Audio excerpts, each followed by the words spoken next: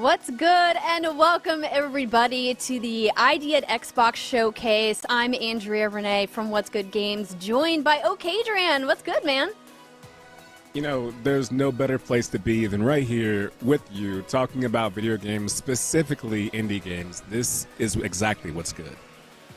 I'm so excited to be back hosting for this showcase specifically. I had such a fun time back at the Winter Gathering, looking at a bunch of indie games back then, and now we have even more exclusive trailers, dev interviews, all kinds of stuff. On today's show, we're going to be celebrating, as Adrian said, indie Xbox games, and it's just going to be, I think, a really fun, jam-packed couple of hours.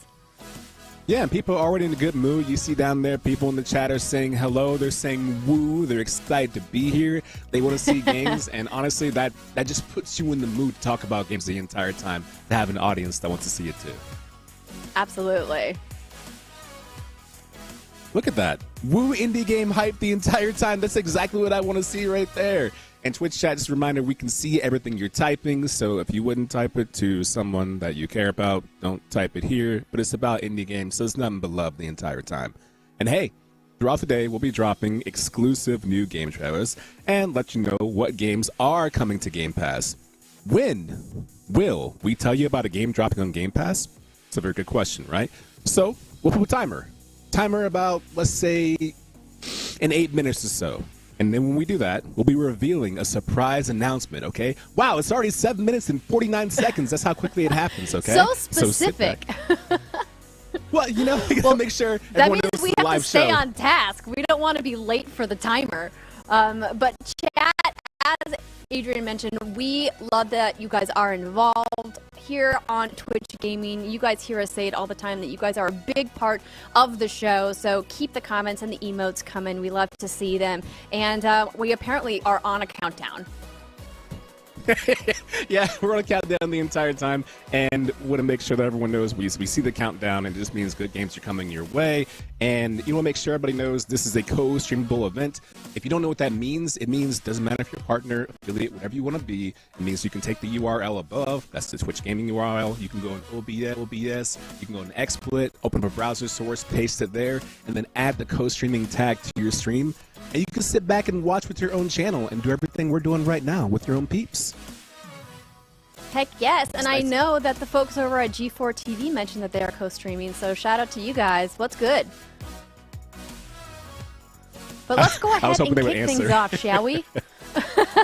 So throughout today's show, the ID at Xbox / Twitch Gaming Indie Game Showcase, as we mentioned, we will be airing new game trailers for the very first time. So new, in fact, that even we haven't seen the trailers yet. So normally during rehearsal, they show us the trailers. Not this time. It's going to be all surprises for everybody. So share your reactions in the chat with us because we're excited to hear what you guys have to say. And we hope that you are ready because let's go ahead and start off with some new trailers. Right now.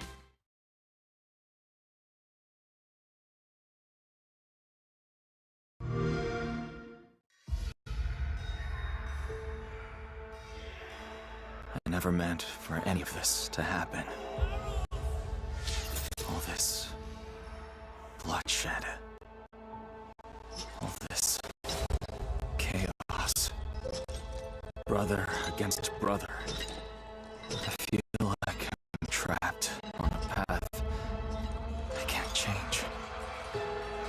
We used to be mercenaries. Then they called us criminals. So we became rebels. And now?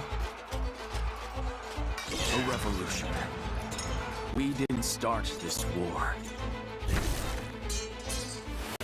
But one way or another, we're gonna end it.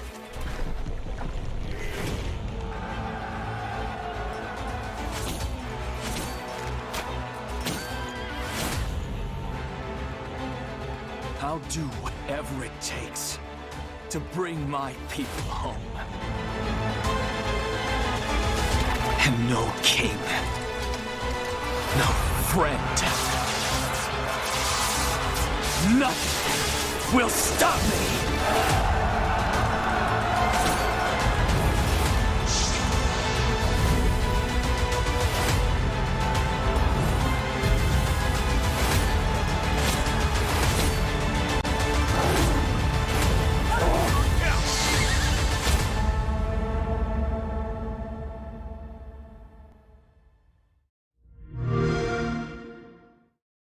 I'm Emperor T-Pain. I'm gonna teach you how to rule in Crusader Kings III. This is a game of choices and building strong, healthy relationships. I'm gonna rewrite history just by being fair and just, making peace with my neighbors, no matter their religion or culture, letting my kids marry for love, educating the masses, and lowering taxes. It's gonna be a utopia. So first, let me see, I'll just, oh, okay. Well, that's new. Okay, minor inconvenience. We're gonna keep moving forward and continue my dynasty's mission on peaceful shit. Gonna have to reevaluate this whole thing. We'll be back. You know what? Second step, just marry off all your kids. Doesn't even matter if he's a troll. Just aim for very powerful and wealthy alliances.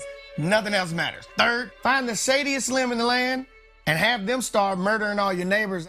That's gonna trigger a succession crisis when all of them die. Imprison all the rebel families, hold them hostage if you had to. We're gonna take care of this one rebellion real quick and then right back to peace, promise. Fourth, we're gonna need mercenaries to replenish our army. That just means raising taxes temporarily. We need to protect our borders. Those neighbors are looking pretty sus. We can build that university after we take this one neighbor, and then we're good. Oh, shit. Take control of history on March 29th with Xbox Game Pass.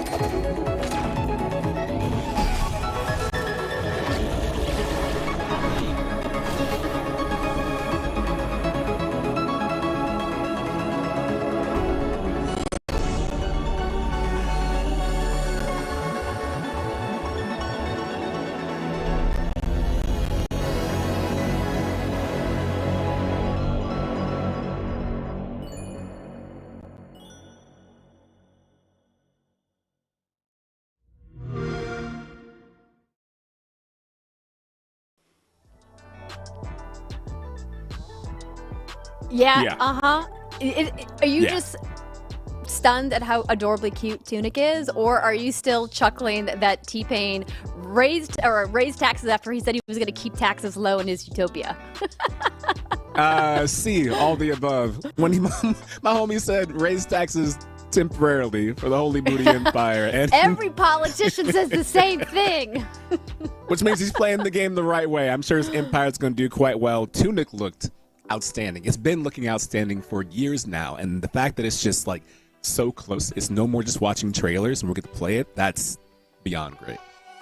Yeah, it's awesome that it's finally out. It's out today, and it's coming to Xbox Game Pass today as well, which is an incredible value. As we mentioned at the top of the show, we're going to be talking about Games Pass a lot, and I saw a bunch of people in chat talking about how they love that Game Pass introduces them to games they might not have otherwise got to play or maybe even heard about, and there's a bunch of those in the showcase today, so keep your eyes peeled. But I do want to give T-Pain a shout out for that gold controller. I'm like, where can I get one of those? He had the full royal kit right there. And like you said about Tunic game coming to Game Pass, true. And we're going to let you know, actually, when it's live for you to play, which is why you want to stay tuned. And later, good news, because we're all about streamers here on Twitch, We're going to check in with the streamer, Ash Said Hi, who will be playing Tunic live on her channel. So if you couldn't get enough, you want a quick preview of someone else playing it, someone who loves retro style games and is retro aesthetic, perfect person to have compliment that game. Absolutely. What did you think about the first trailer that we saw, Last Eidolons? I thought it looked really good, and one of the things that I loved about it is that during one of those skirmishes, I saw the protagonist one-shot someone. Like, I was looking at the health bar, and I was waiting to see it kind of chop down one by one. He swung once, health evaporated. Anytime I can do that, I feel like a gamer god, and the opening cinematic style and the fighting reminded me of a game called Lost Odyssey on the 360. Kime was his name, and the opening battle was the same way, where you attack one enemy and there's a big, giant army behind them when they fight. It looked outstanding. That is a deep cuts reference. I'm here for it. I love it. Yeah. All right, well, listen, we got to keep this show moving. We've got a jam-packed show today, and so we're going to go ahead and get our first guest on. You may know him as the director and writer of games that push the boundaries of interactive narratives. With Silent Hill Shattered Memories, he created a classic game that psychologically profiled its players, and in her story, he reinvented the detective genre for the YouTube generation. His new project, Immortality, is his most ambitious yet. But before we say hi to Sam Barlow, let's take a look at the trailer for Immortality.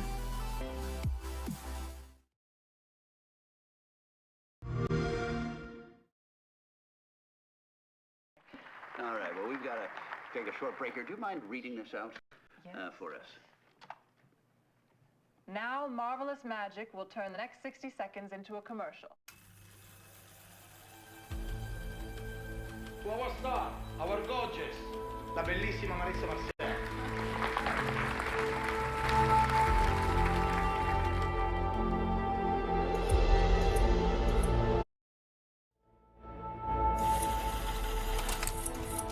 What is your name? Marissa Marcel.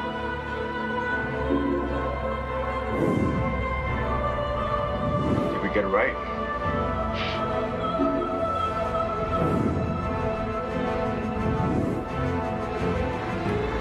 Give us a turn. It's not who you think he is. Are you honey? Is she okay?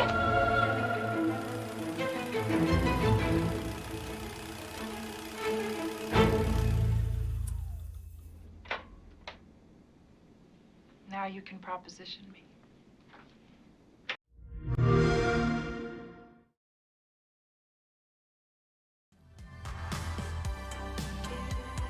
Sam, welcome to the show. Thanks so much for showing us your new trailer for Immortality. How are you doing today?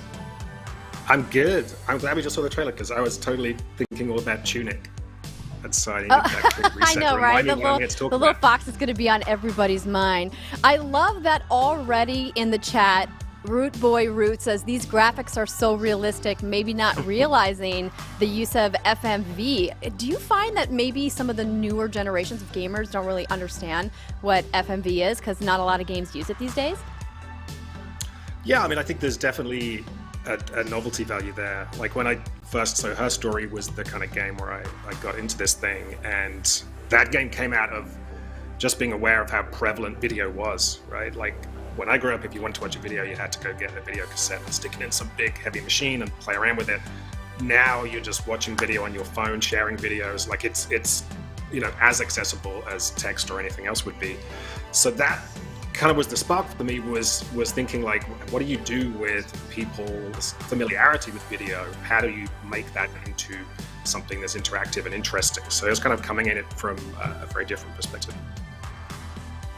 I love how you mentioned that video is so ubiquitous. I think it's something a lot of us take for granted, just how much it's a part of our daily lives. And I think that's what's so fascinating about what you do as a storyteller and the way that you craft your games and continue to push the envelope with the way that you use video. What can fans of yours and newcomers alike expect to find in the storytelling of Immortality? So the idea here is to take some of the stuff I've done before. So I've kind of been digging into this idea of almost a Metroidvania of video, right? It's like, how do you tell an interactive story which is as open as an open world game, which has as much kind of expressivity as those kind of games, but in a very different way. So in my games, you'll be utterly free to explore the story kind of in any direction and sort of follow your own curiosity. And the way it works here is, if you could imagine the scene in a horror movie or a thriller where someone goes into the library and they're going through like the old microfiche cat, going through the kind of archives and digging up old stories and bits and pieces, or watching old cursed videotapes. That's kind of the vibe here. So we have Marissa Marcel, who is an actress who in the late 60s kind of starred in her first movie, and somehow she only ever films 3 movies, and none of those movies has ever made it out. So these are kind of these rare lost movies that no one has ever seen or heard of since, and no one knows what happened to Marissa Marcel. And so the player is going to go into the game and be digging through hours and hours of this archive of pieces of film and footage from these lost movies that we've discovered and put together. And so you're kind of investigating, watching these movies, putting together the stories of the movies themselves, but also kind of digging into the behind the scenes and kind of figuring out what in fact happened to Marissa Marcel. So you have this really self-driven kind of expressive way of interacting with the story. If you have something that you've noticed or you're particularly interested in, you can kind of dig into that area. So these games tend to be very fun to play on a couch with your partner, where you're both having ideas and theories about what's going on, and you can kind of discuss them as and when you're playing. So with this one, it was really important to us to, from the start, think about the living room experience. Have this on Xbox, have this be something that you can sit back and play together, and really dig into as well this cinematic texture.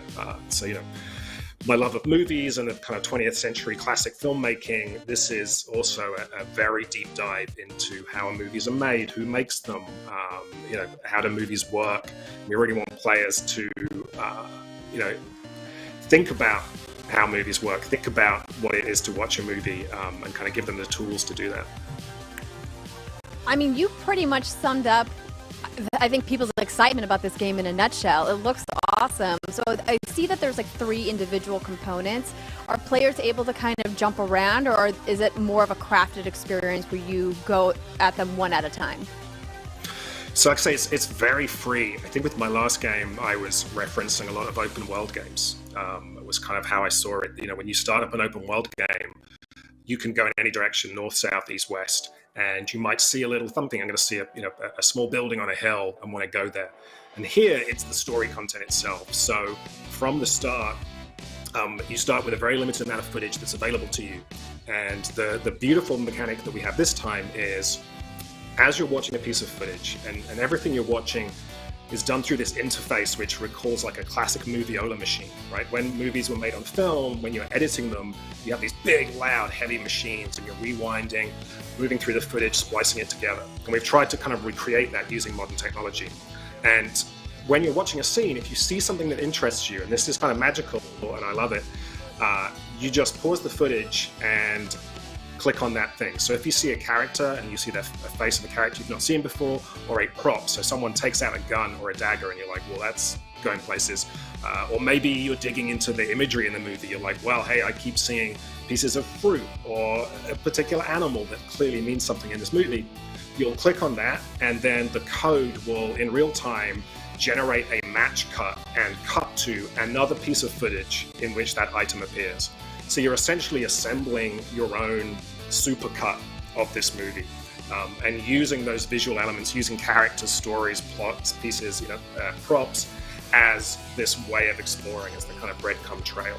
So very quickly, your individual curiosity and what you're responding to is what kind of drives you through this, and it becomes a very visual experience. Sounds so awesome. Like, I love a good mystery, and it seems like it's going to be super interactive, and I know people are pumped to play, and I wish I could keep chatting with you about it, but we do have to unfortunately say goodbye. But I want you to tell people, where can they learn more about Immortality, and when can they play? They'll be able to play, we're saying currently summer of this year, so very soon. We're in the final stages. If they want to hear more, they can go to halfmermaid.co, check us out on Twitter at halfmermaid, and we'll, as we get closer, start to peel back some of the layers. I think we've told people before that this is an investigative horror game, and the first question people ask me is like, in what way is this a horror? Like, what's the horror element? Where is the darkness? And maybe we'll start to peel back some of that as people kind of get closer to launch. Well, we got to leave something for player discovery, though, right? That's the key. It's always so hard. It's like, I don't want to tell you anything, right? I just want you to show up. Good. Yeah, mum's the word, everybody. Well, Sam, thank you so much for your time today, and enjoy the rest of your day. And everyone, you can look forward to Immortality, hopefully later this summer. Thank you. All right, everybody, we're going to take a quick break, but don't go anywhere because we've got more trailers, more gameplay, more ID at Xbox Showcase coming up next.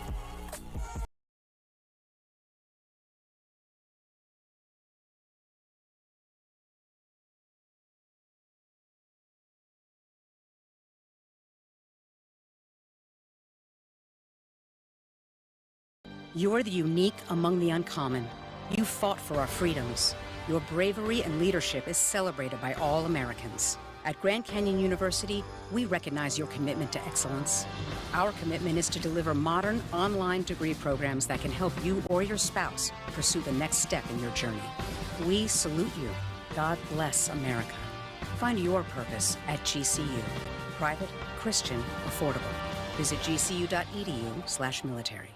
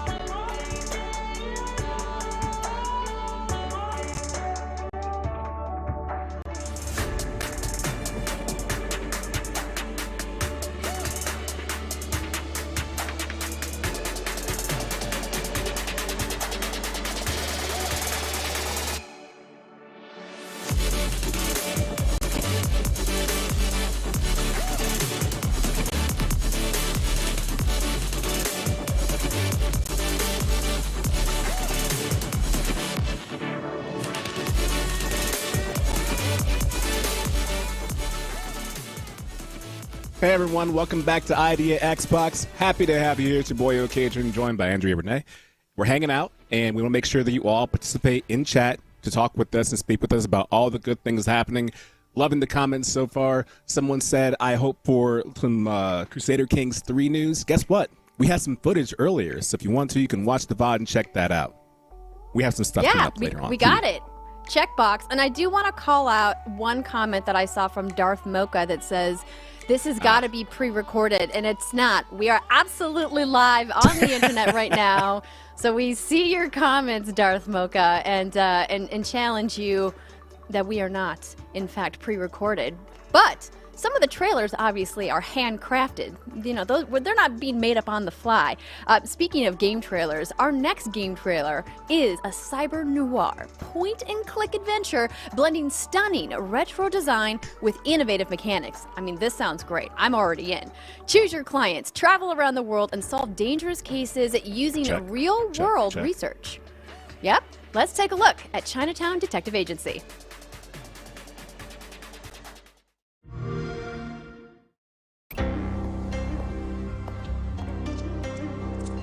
I'm Amira Dama from Singapore. Hi, my name is Leonie Ko, and I play Amira in Chinatown Detective Agency. Wow, look at that! A new face! You here for the free Wi-Fi? I'm looking for a book. I'm looking for The Histories by Herodotus. From the get-go, I thought she was like femme fatale, hard-boiled, badass, cool. What are you doing, Philip? I'm done! I'm not going back! Could be a waste of my time, but maybe not. The game art is superb. The aesthetics really let me know what kind of character Amira was going to be. The vibe was like Pulp Fiction, Sin City. That was what I put into Amira. I've never broken into the gardens at midnight before.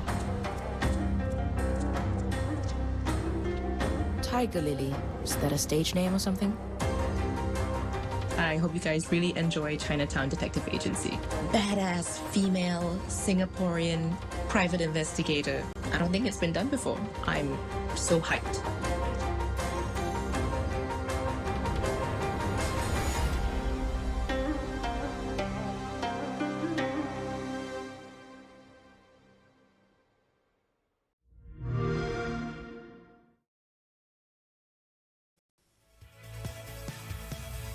I dig it. Yes, I'm into it. Let's go. Andrea, you feeling that? Yeah, I love the mix of art styles. I know some people in the chat were like, where are their eyes? But you can obviously get a lot more detailed character-facing art in the text boxes. So I like that they're kind of mixing old and new there. I agree with you. And to prove this live, not pre-recorded, JPie3 said, these point-and-click games are really good if you give them a chance. I agree. Games like this, you got to just really sink your teeth in. I promised you'll like it. We have other games you might like, too, because our next guest is the creator and director, by the way, of the upcoming 2D, and just hear me out, roguelike meets golf-like. I'm not making it up. That's an actual thing, okay? And the title is called Curse to Golf, which is being published by Thunderful Games. So for those who are wondering what that kind of mashup even looks like, well, good news. We have a trailer. It looks like this. Product not yet rated. Hi, I'm Liam Edwards, the director of Curse to Golf at Chuhai Labs. I'm the only one that made Curse to Golf. That's factually incorrect. In Curse to Golf, you golf. Also, you die. Also, you die again. Also, you die over and over again. Golf-like. Hit the green and take on 18 hellish holes in golf purgatory in your attempt to escape to the land of the living. Take your time to line up the perfect shot or go out in a blaze of glory. Just be careful, as with each new hole comes new hazards, new dangers, and new friends. Luckily, you might have a few aces up your sleeve. These bizarre and world-bending cards add new dimensions and make your journey that much more rewarding. It is up to you to take on every hole, fight each boss, and find your way out of this mysterious golf purgatory once and for all. It's a golf-like. I'm Liam Edwards, and this is Curse to Golf.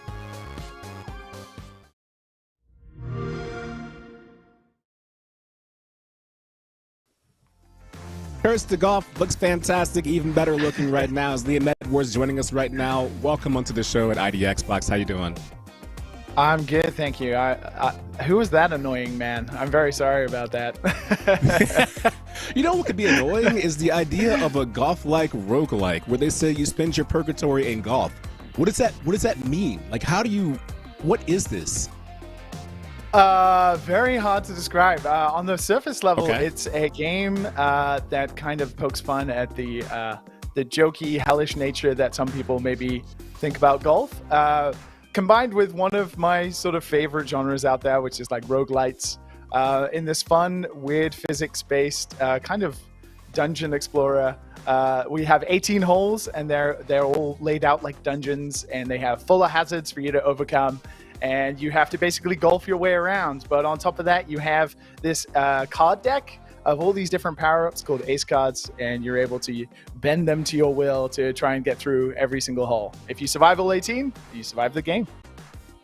Now, some cool things right now is that people are saying things like love the mashup concept, and Rimney's saying after Golf Story, I love these blends.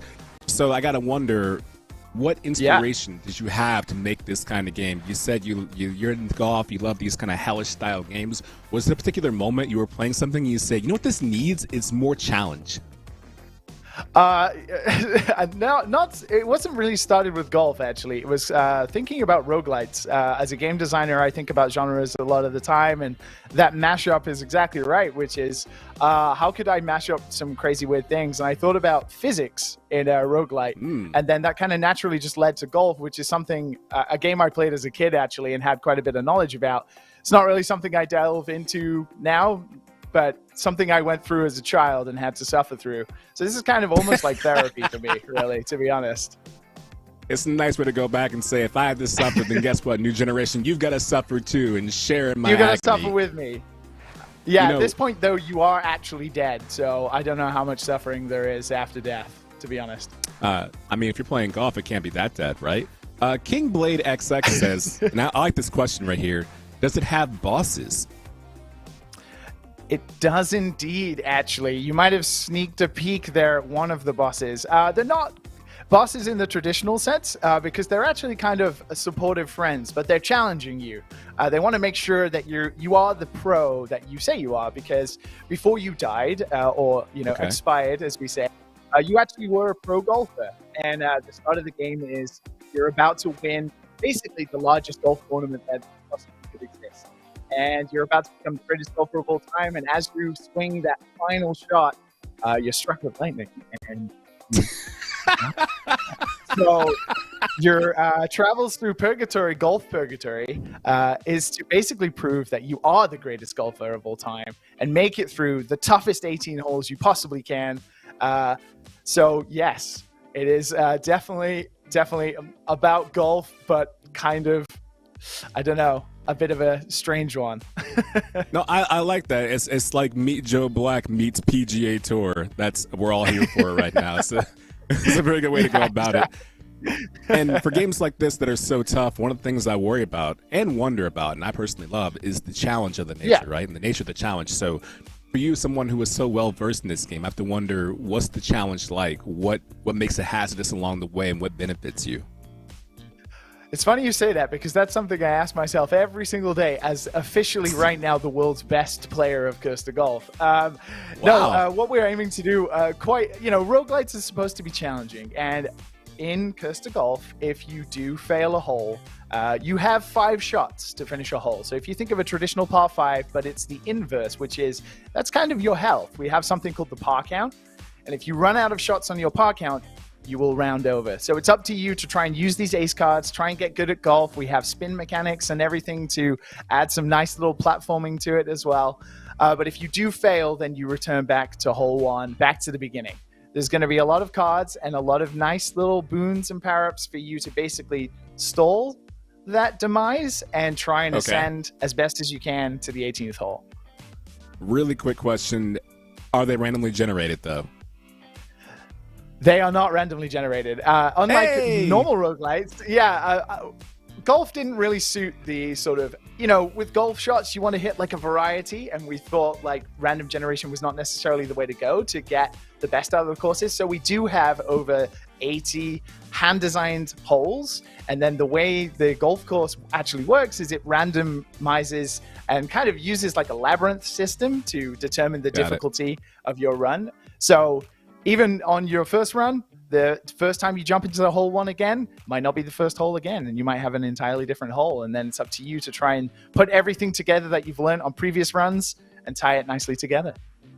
Well, perfect. We got the gist of it. We got some gameplay, everything you could possibly want. So where do we go to find out more information? How can we follow up on updates on this? You can follow us on Twitter at Shuhai Labs. We also, with our wonderful publisher, Thunderful Games, they're posting a lot as well, so you can go to their website, thunderfulgames.com. You can also follow me on Twitter at LiamBME, because I tweet about this game all the time, like one of those terrible people who talks nothing about their own project.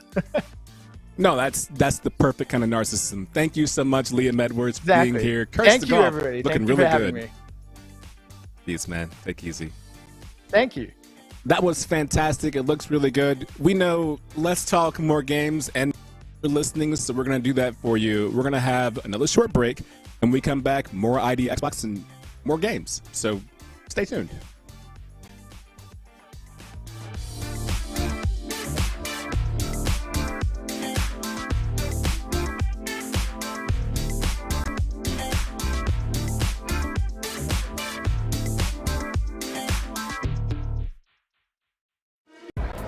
Hey, you made it. Come on in. Are you sick of hollow gestures and meaningless nods of understanding?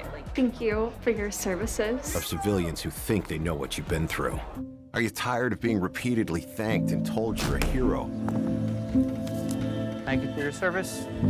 Crisis can happen unexpectedly to anyone. And though it may seem like a small barrier, a simple lock puts space between the thought and the trigger. Learn how securing your guns can help prevent suicide. It's not Twitch without her. Or her. Or her. Or mind-blowing battles.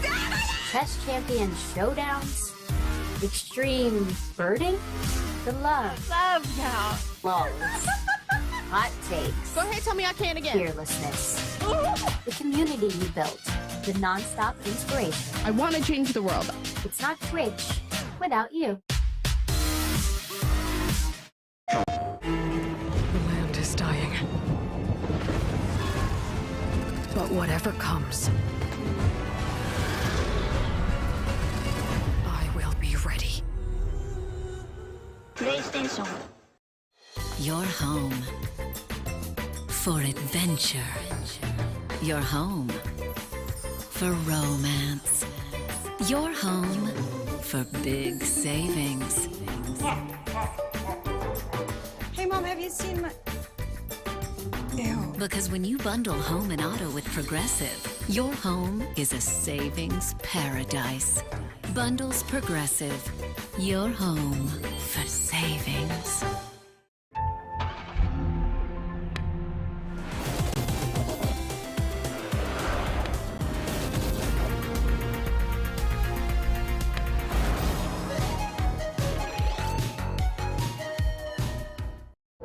Xfinity Internet gives IM Brandon Wi-Fi speed faster than a gig to game and stream for his legion of fans, and a reliable connection for all his devices. So all he does is win. Can your internet do that? Philips presents One Blade. Trim, edge, shave. For every style, for your style. Philips One Blade. Your style made simple. Together, we make life better. Philips. You're all in danger. There's certain rules to surviving. The killer's motive is always connected in the past. Scream. I'll be right back. He's dead. Rated R. You can sell a blank slate, a breath of fresh air, eau de nouveau, and a new purpose for very old things. Squarespace is everything you need to sell anything. So far. Everything's going really well. The games look fantastic. A lot of people have been saying, I don't want just this one game. I want these 1, 2, or 3 to add to my wish list. And to prove that we are not pre-recorded, because that's an ongoing tale and saga, Kyle C. Fritz, who spoke 1 minute ago, said, and I quote, "So far, the interviews have been really fun and perfect amount of depth and detail." Andrea, that's us. That's so kind, Kyle. Thank you so much for your lovely comment. Keep them coming. Yeah, shouts to Kyle. Good looking out, man. And speaking of keeping things coming, we've got more exciting new trailers for you. So let's take a look at what's coming soon to Xbox.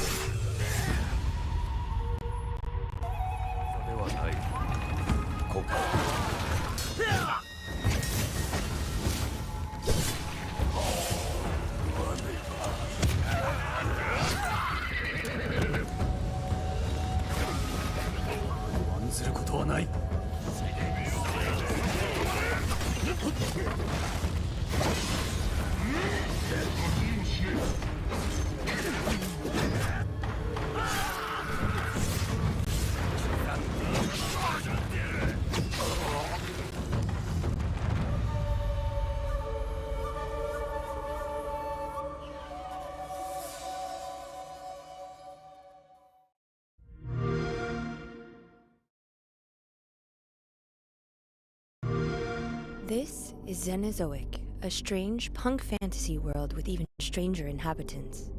In the chaotic society they live, Pseudo, a martial artist forsaken by his master, has chosen to live as a recluse. Your adventure starts when he wakes up and hears mysterious music, which guides him to the boy, an orphaned creature whose incredible powers have attracted the attention of Gemini, the dying mistress of the artifacts. Unable to leave the boy to face this threat alone, Pseudo decides to protect him, unaware that much larger forces are at play. Chased by the servants and mercenaries working for Gemini, you must use your fists and your mastery of various martial arts, which can be freely alternated between based on the enemies you face and your preferences. You learn new techniques and improve your attacks as you progress and build your own fighting style. One law reigns in Xenozoic, the ritual. If you wish, you can challenge enemies to this dice game before a fight begins to determine the rules of combat. The winner applies the effect of an artifact onto the opponent, which can include fighting in a cloud of fog or having a chain limit their movements. Far from determining the winner or loser, these rule changes present an opportunity to be exploited if you win the ritual, or a challenge to be overcome if you lose. Outside of combat, you'll wander this intriguing world, seeking out its paths, secrets, and shortcuts. You'll meet strange characters, collect artifacts and items that can be used to craft weird objects that will aid your journey. And at night, Pseudo's dreams are so vivid that they take on a life of their own. You wake up with a distorted visage in a dreamlike Xenozoic, where new areas become accessible and dark creatures emerge. Inspired by surrealism and punk fantasy stories, Clash, Artifacts of Chaos promises to be an indie action adventure like you have never seen or experienced before.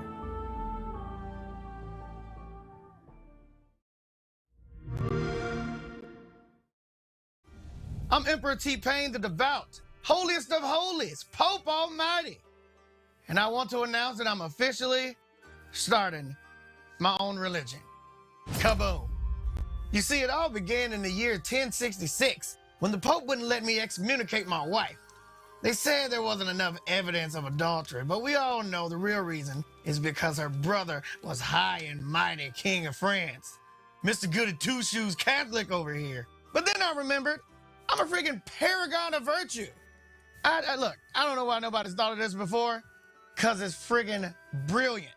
I'm a medieval genius. I got so much faith. I could just make my own religion where divorce is legal. Kaboom, problem solved. We'll call it, check me, Buddhism. Of course, that's allowed. That's definitely allowed. We should encourage that.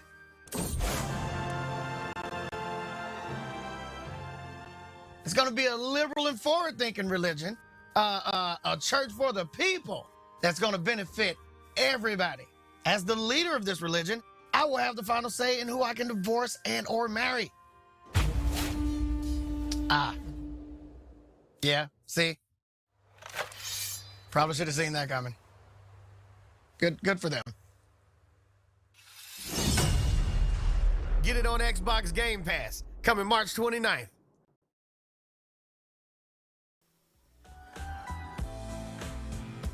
Buddhism, let's go. He's making all the right moves, making his own religion, allowing witchcraft, allowing adultery. He just knows how to play the game, it looks like. I mean, I said on the break when we were watching these trailers, I was like, whatever they spent on T-Pain was worth it, because I'm loving these trailers. And I saw that in the chat, people are demanding a stream from T-Pain, so maybe we can get that once the game is finally out. Hey, Bryce99210 says, I'm a supporter of Buddhism. You know, you and me both. You and me both. But it wasn't just that. There were two other games right there, too. Andrew, what you think? Got a favorite? So I really love the art style of Clash, Artifacts of Chaos. It's got a very cel-shaded look, and it's got a cute little companion. Who doesn't like a good companion NPC?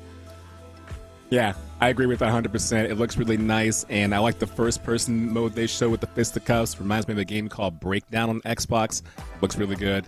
I'm pumped for that. But there's more games, obviously, and our next game right here, ID at Xbox Showcase, is a perfect pick for anyone who loves, I don't know, escape rooms, which, you know, probably haven't been a big thing the past, let's say, 2.5 years or so. You can't quite get off the couch, right? But the team in I Am 8-Bit, with shout outs to them, they were nice enough to send along a full build, okay, of the game for us to demo live right here for the very first time. But before we get locked into a room together, let's take a look at Escape Academy.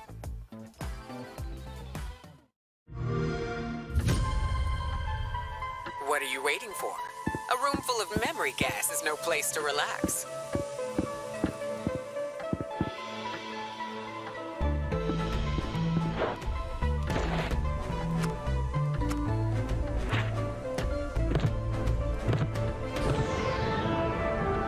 Impressive. I knew I saw potential in you. Ah, there you are. Welcome to the Academy.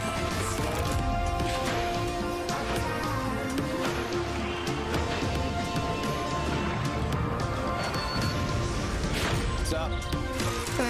It's not the first time my art's been torn to shreds. Greetings. Dishonesty has no place at the Academy. Hey there! Enough water! They're already hydrated! My star student. Error. What the hell have we gotten ourselves into? Escape Academy!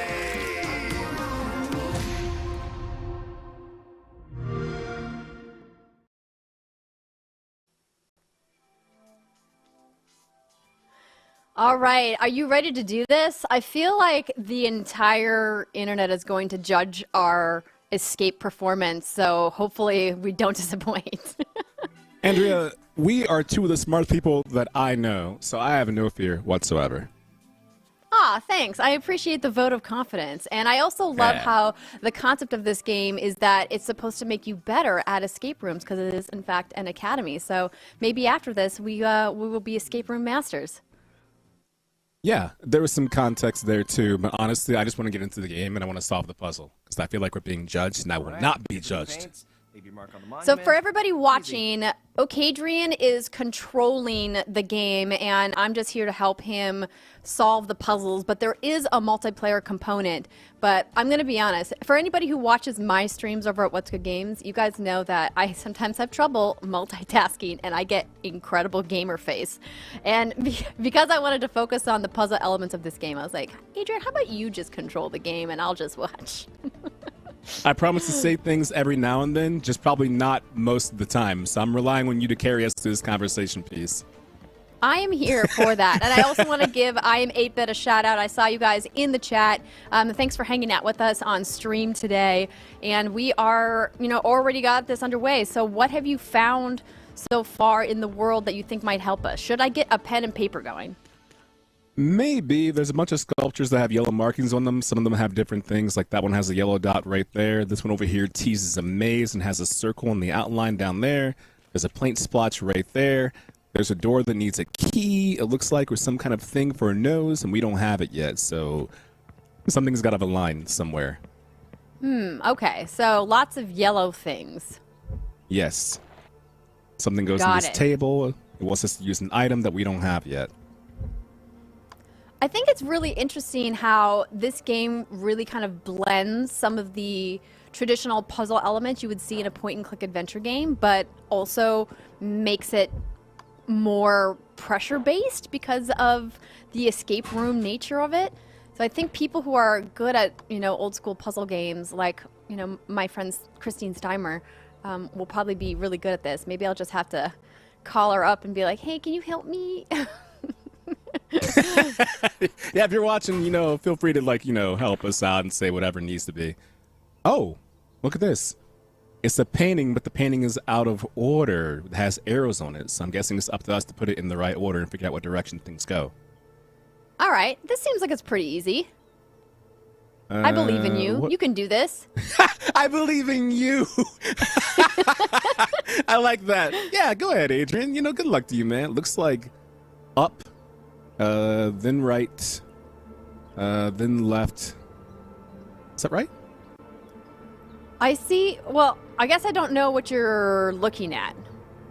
So right here on the screen, the puzzle it's like someone took a painting and just chopped it up and put it out of order. Oh, you're trying to line up the arrows, right?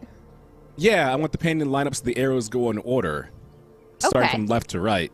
And I think the far most right strip is the far left strip. So the first input would be up.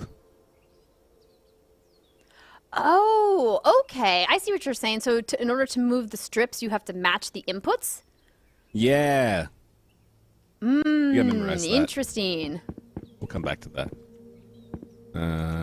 Wait, what does that sign say? Important. How to draw good. Wait. Yeah. Bananas, cheese, wine. Wait, this is my grocery list. Yeah. We have bananas too. We got one of those. So it's oh, look at that, an arrow. I wonder. This seems important. I feel like we need to prioritize finding the cheese and wine because those are always on my grocery list. Caution, wet invisible ink. Oh, maybe we need a UV light or something. Oh, look at this. It's a door that has colors, which means the colors have to go in a certain order. It'll make Interesting. sense. And that yellow mark was the mark that was on the ground. Oh, you know what I bet it is? Outside. This right here goes by colors, right? So you can choose your color. This board right here has 4 items. Banana, cheese, wine, and, well, wait. I'm guessing banana is painted blue, so the first input is blue, so we've got to find the cheese and wine to find the other order. You know, I did not think that that's the direction you were going with that, and I'm not sure that's correct, but you know what? It's a lead, and you got to try all the leads in these games. I'm not sure that's correct, but... Hey, I wanted to call out. I see Level 1 Gamer in chat is saying, I've never been around for one of these events. Does this mean the announcements are over? No. We have more announcements, more interviews, more trailers coming. We just wanted to show you guys a little bit of gameplay of Escape Academy from I Am 8-Bit and Coin Crew Games, which is coming out later this year. This says, because it's Twitch. We got to do some gameplay. We don't want to have a showcase and have only trailers, right? Yeah, absolutely. Wine. Banana. There was one more thing that goes here, according to the painting. The cheese! Gotta find the cheese! Where do you find cheese? You think it's in this room? I feel like that's too easy. Oh, look at this! Arrow directions. I bet that's the puzzle. Wouldn't surprise me if the cheese was in there. We have to get through there to find out. Or the cheese could be in the garbo. I don't see anything for... No, cheese is not in the trash. That's not where you'd put it? I mean, it depends what kind of cheese it is. Let's be real. That's 100% true. That's facts. I gotta find cheese, Andrea. You think it's in that locked closet? Or do you think it's outside? Something's in there. I'm gonna go back outside because we haven't been out here in a minute. So, if I was cheese, where would I be? Beastly Benno, that is the question. Okay. So we've got more. There is also a hint feature if we, want to use the hint for the sake of time. I don't know. I feel like the internet would never let us live it down.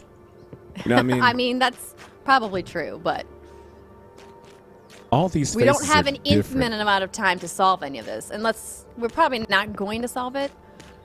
Which is probably for the best because we don't want to show you guys all the puzzles, right? Wait, what'd you find? I like that.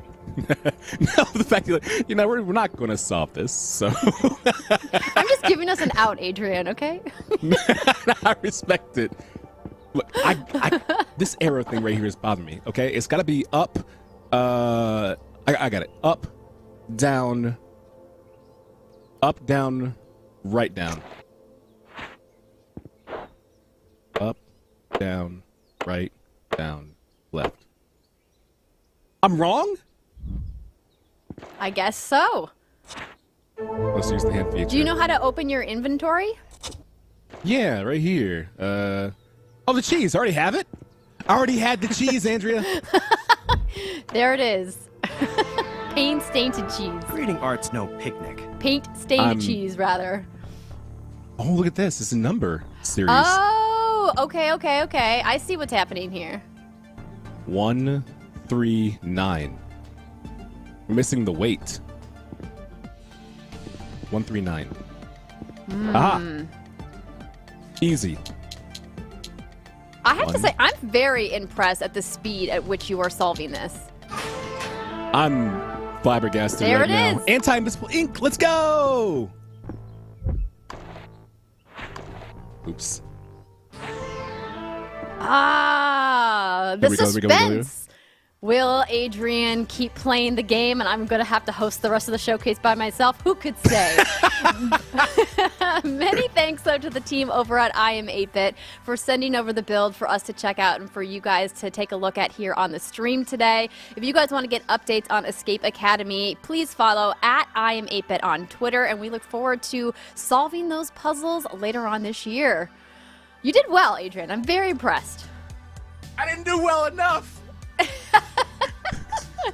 It's okay. You can feel sorry about it later. But we do have a bit of good news, everybody. Tunic is now live on Xbox Game Pass, and Ash Said Hi is playing live on their channel, and you can check it out at twitch.tv/Ash Said Hi, and you can find them in the Control Plus app under participants, or follow them, jump to their stream, check it out if you guys want to see some gameplay of Tunic, and don't forget, you can now download it today. Yeah, that's the good stuff. And if you want to get an idea of what it's like to play the game and to see a streamer's reactions to it, we're going to actually take a peek in on Ash Said Hi. And the good news is right now, she can't hear us. She can't see us. This is our own moment to peek in.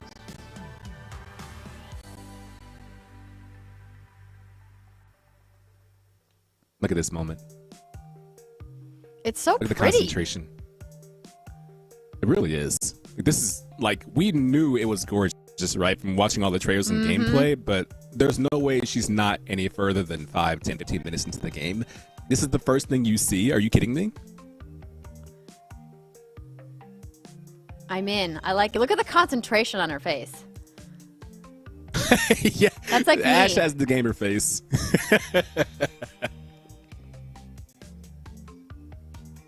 Love it. If you guys want to check out more Tunic gameplay, head on over to twitch.tv/Ash Said Hi, hit that follow button, and check out their channel. I'm still at a loss of words right now because I've only got one thing in my mind, and it's the fact that Escape Academy has robbed me of my moral victory. But the good news is we're going to have a break right now and have a moment to decompress. And the good news is we'll have more games right here at ID Xbox. So stay tuned. I'm going to go play this right now. Right now.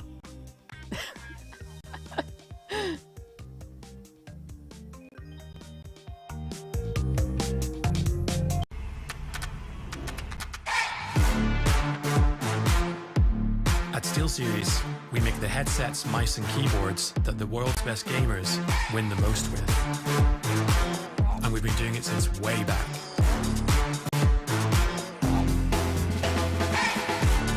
It's up to you how far you go, but whatever you do, go for glory.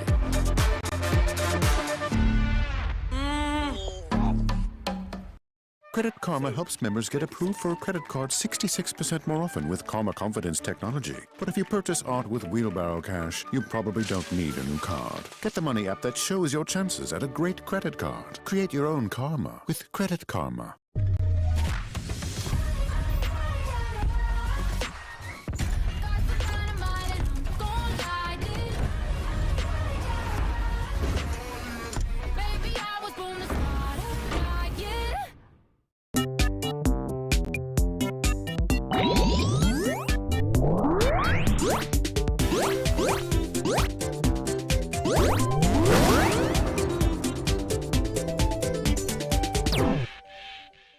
This stream has no idea how good it is.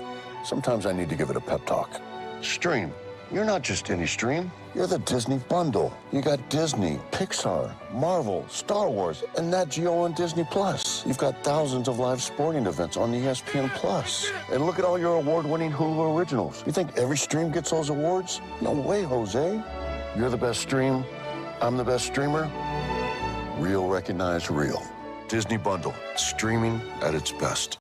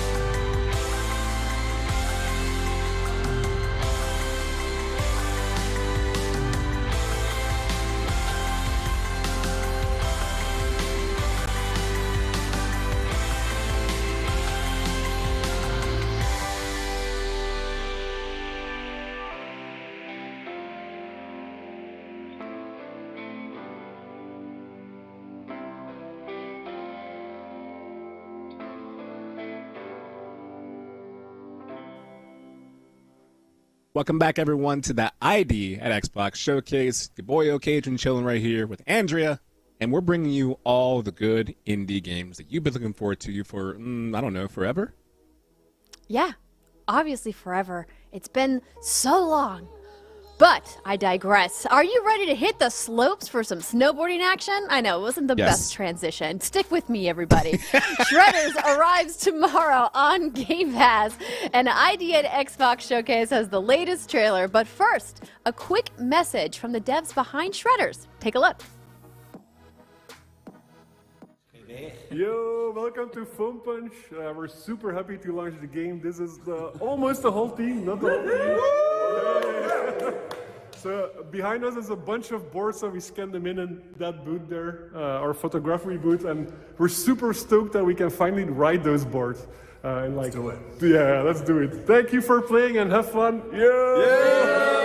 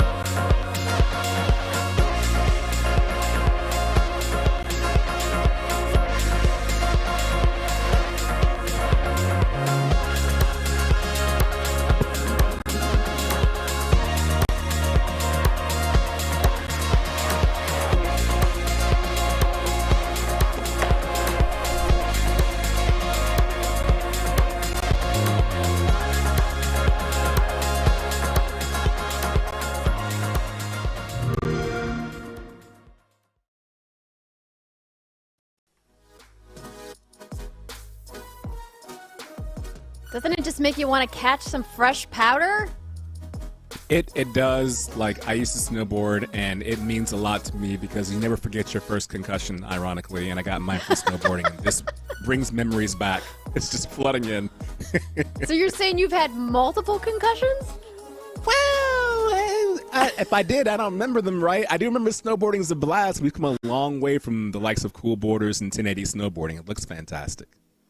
Absolutely. I got to take a look at this back during the winter gathering, and now that we're almost into spring, going up to the slopes is probably not on my mind as much as going to the beach, but that's what's great about video games is that you can transport yourself to anywhere at any time, and it seems like the chat seems pretty hyped for this. Oh yeah, they've been waiting for this. I think in the top of the show, people were saying Shredders, Shredders, Shredders, and Shredders. It's here, and it looks really good. Absolutely.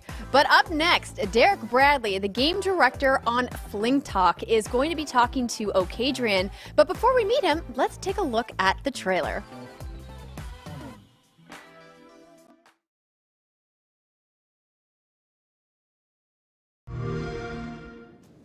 Down in the dust where our blackened lungs fill with the sound of the battles won.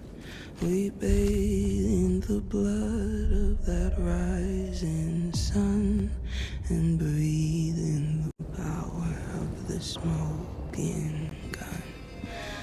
Down in the depths of the wounded ground, there at the gates of the golden crown, we bathe in the blood of that rising sun and breathe in the power of the smoking gun.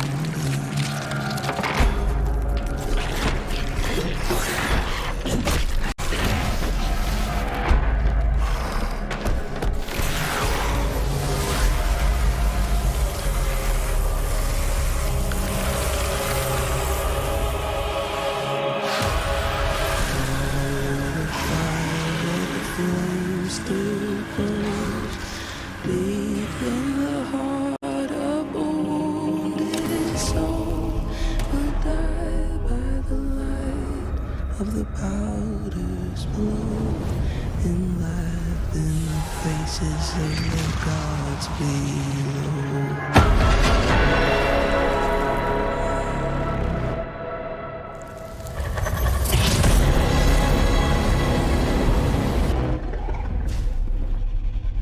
die by the light of the powders below and laugh in the faces of the gods below.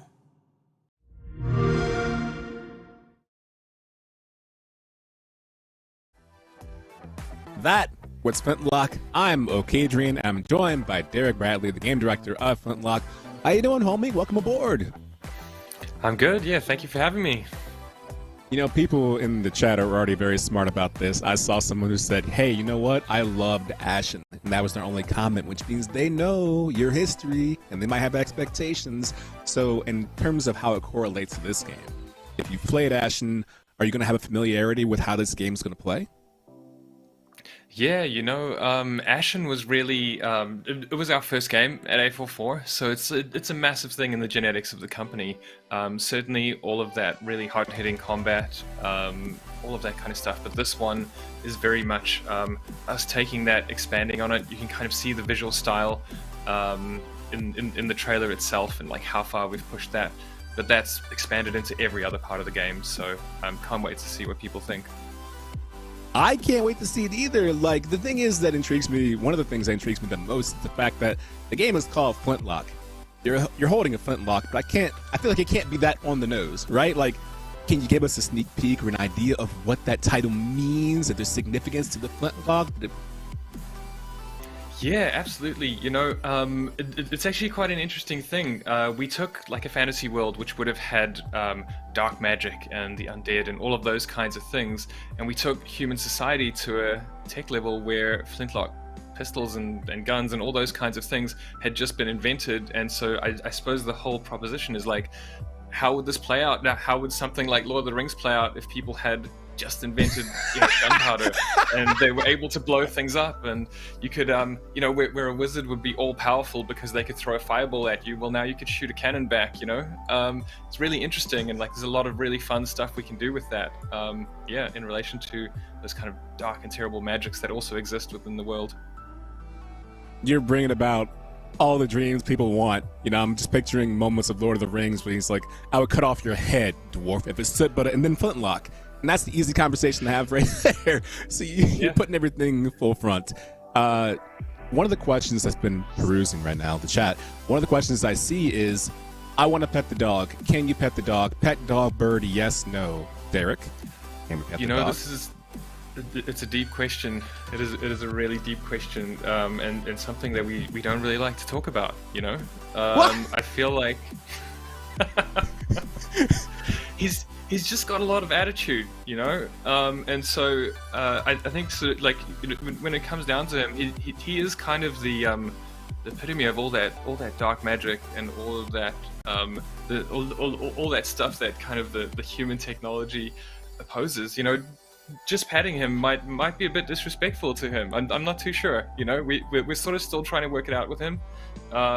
He's got a bit of an ego, you know, but we'll see if we can convince him to let you pet him, I suppose.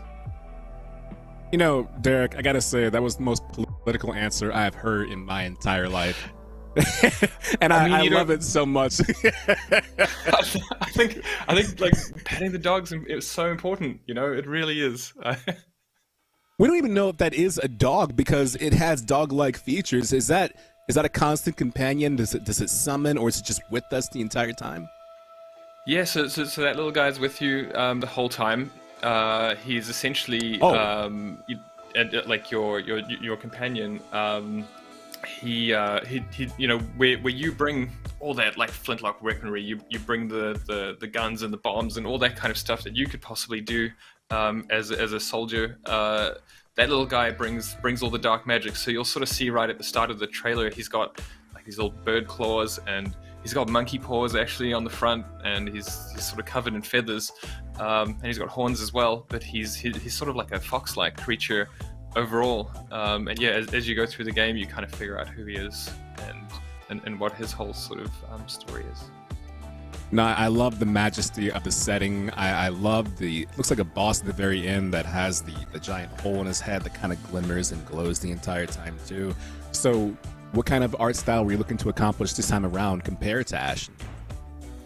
Yeah, because it's a big jump up for us, and as I say, like, I mean, for every single part of the game, from art style right through to character progression, all of that kind of stuff, it's a massive step up.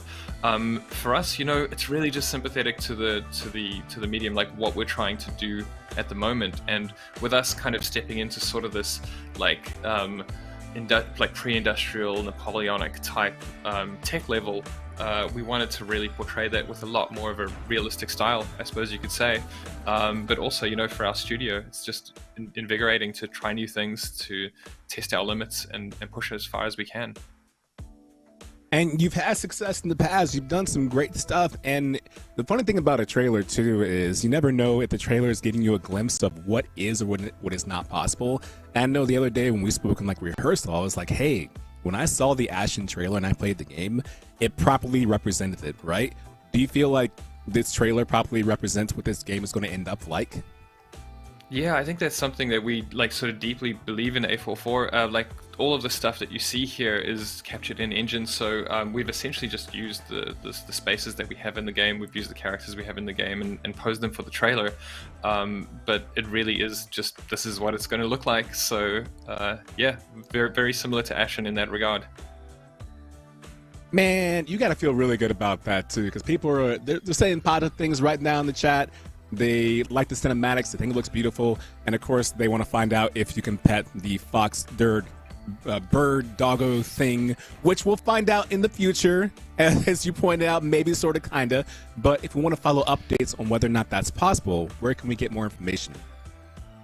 Yeah, absolutely. Like you can find our website if you just search Flintlock or A44 Games. You'll be able to find us on Twitter. You'll be able to find us on our website. You'll be able to find us pretty much everywhere.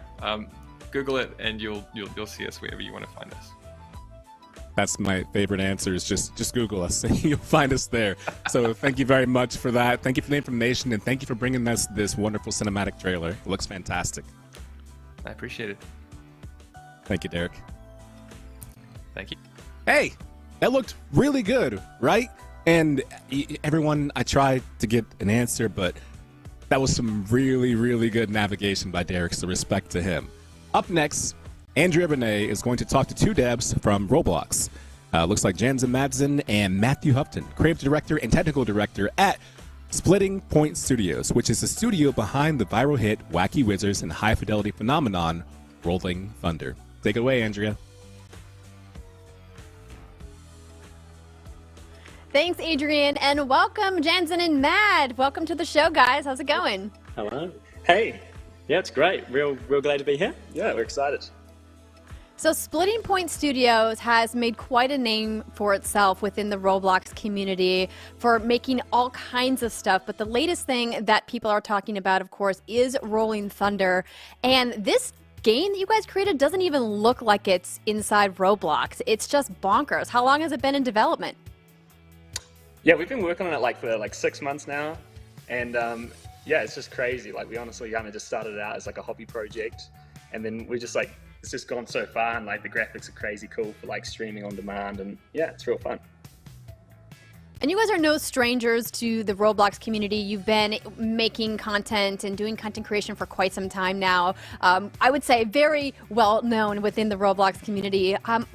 How have you guys really seen the journey, not only of what you have been doing as a studio, but really where the kind of UGC community has come? I mean, it feels like Roblox has just like skyrocketed in the last couple of years. It has, yeah. It's gone insane. I mean, I've been on the platform for about 10 years. So that's like, you know, almost my entire memorable life since then. And yeah, it's gone from, you know, basically being like a little sandbox, toolbox to, yeah, what we have today, which is, you know, like so many projects people are making, the comments on them are, it doesn't look like Roblox. And it's going to become a thing where, you know, that becomes a thing where it's like, it does look like Roblox now, just because of so many tools they're adding. And, you know, yeah, you can see like, it's just every day it's getting more and more, yeah. modern, I guess. Do you think that this is going to be the wave of the next generation of game developers? I mean, obviously tools like Unity and Unreal Engine are always going to be important, but it feels like the kind of toolbox that Roblox is handing to young creators feels so approachable. Yeah, absolutely. I mean, like, the transition from like player to developer, like on Roblox, is so seamless and easy. Like, we hit this, like, literally, like, every kid plays Roblox, right? Like, as they like grow older and they start getting to teenage years, like, it's absolutely going to happen. Like, it's just going to be a natural thing. Like, everyone, like, you start going from playing Roblox to developing on Roblox. So when was that period for you? And do you find yourself not wanting to go back and play because you're doing just too much work? Do you ever just go in and like just mess around for funsies?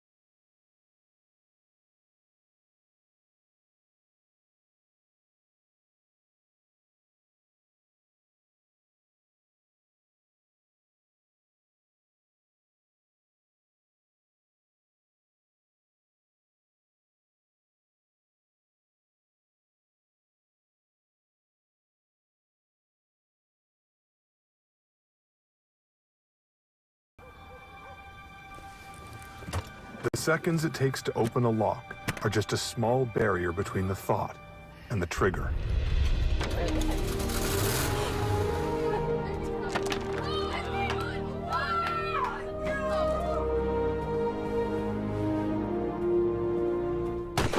But it can change your life. Learn how securing your guns can help prevent suicide, because crisis can happen to anyone. In the Coast Guard, your career is in your hands. Operate boats. Pilot planes. Learn to lead. In the Coast Guard, you're a part of the bigger picture. Protect our ports. Secure our waters. Defend our home. Don't limit yourself. Expand your options in the Coast Guard. Someone has to fight for what's right. Like it or not, we're walking the same path. The only way out of here is together.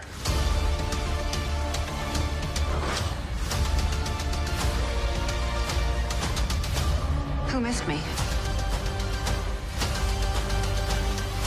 You in? Let's go do something crazy.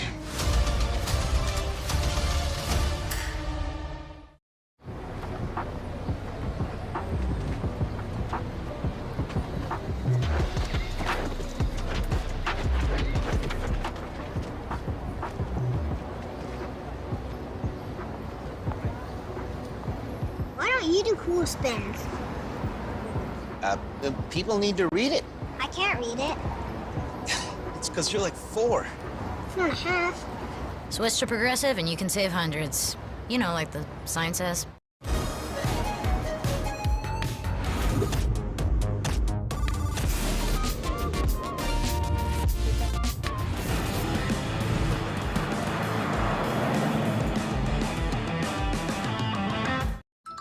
I'm a millionaire. I'm not a millionaire. I'm a millionaire. I'm not a millionaire. Crypto is complicated, but as a tax expert with crypto experience, you can hand your taxes off to me. You do your thing, we've got your taxes. Intuit, TurboTax Live. Philips presents One Blade. Trim, edge, shave. For every style, for your style. Philips One Blade. Your style made simple. Together, we make life better. Philips. The secret's out. Now with Xfinity, get gig internet and unlimited data with Xfinity Mobile, and you could save more than $800. Gig speed internet and wireless? Now that's a game changer. Join the millions who save by getting Xfinity internet and mobile together. Switch today. Correct. I put him on a clinic. I like that saying. I do see you in chat trying to defend your performance in Escape Academy, and don't worry, it's okay. We all believe that you would have solved the puzzle if you'd been given just 2 more minutes. I kid you not. I've been dwelling on this for like 20 minutes. Like, it has not left my mind. I've been sitting here stewing in the background like, but if I had 2 more minutes and we're going live. Are we? Because I want to play some more. So thank you for acknowledging that. See, this is what happens when you let him play a game in the middle of the stream. I told him that it was risky. But what's not risky is the chunk of new trailers we've got for you guys. Let's take a look at what's coming to Xbox soon.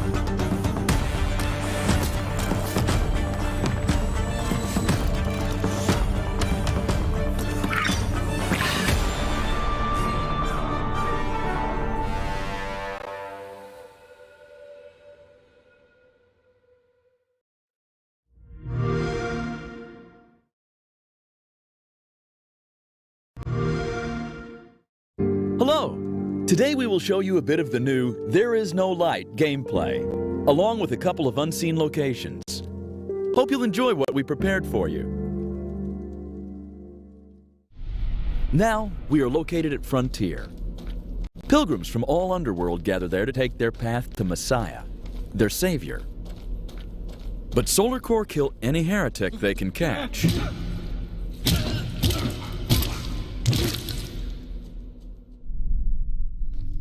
We took a secret path through caves to reach the Pilgrim's camp. Along the hero's way, he will meet many people and creatures who need his support.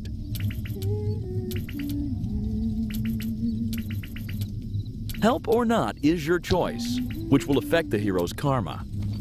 Karma will be needed in future, so be mindful of your choices and decisions.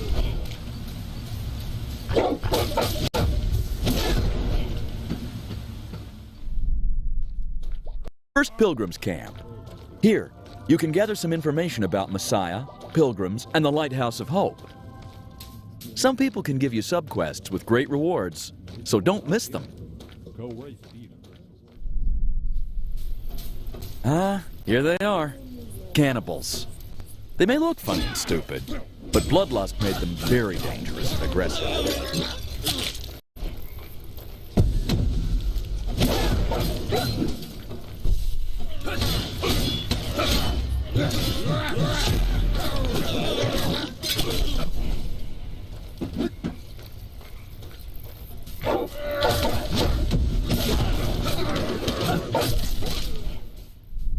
Here, you can see Karma Door, which can be used as a shortcut. For using these doors, the hero pays with his karma.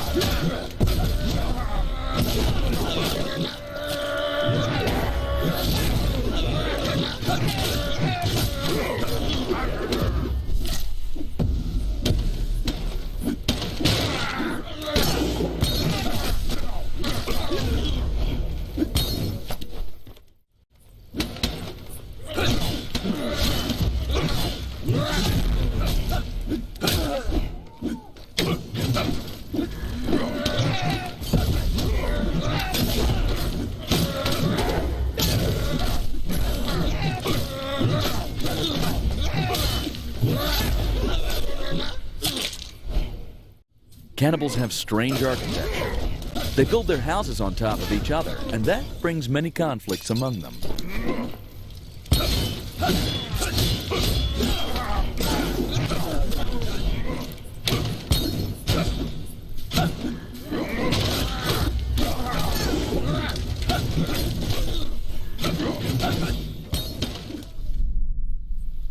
A tough fight ahead.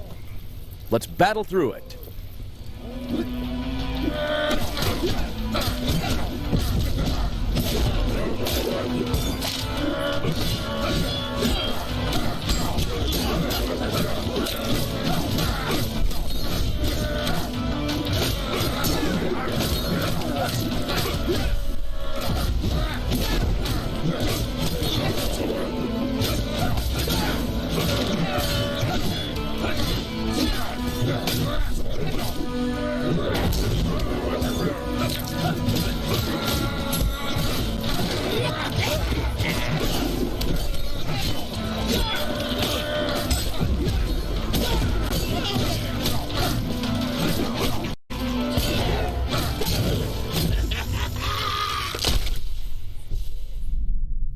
Pilgrims believe that to clean your soul, you should look into holy water and reject any evil within you.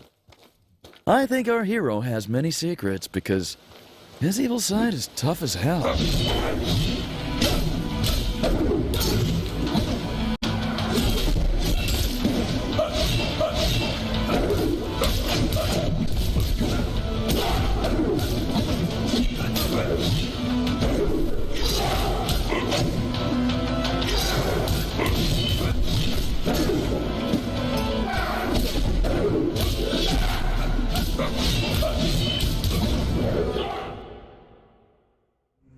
There Is No Light is coming out this year.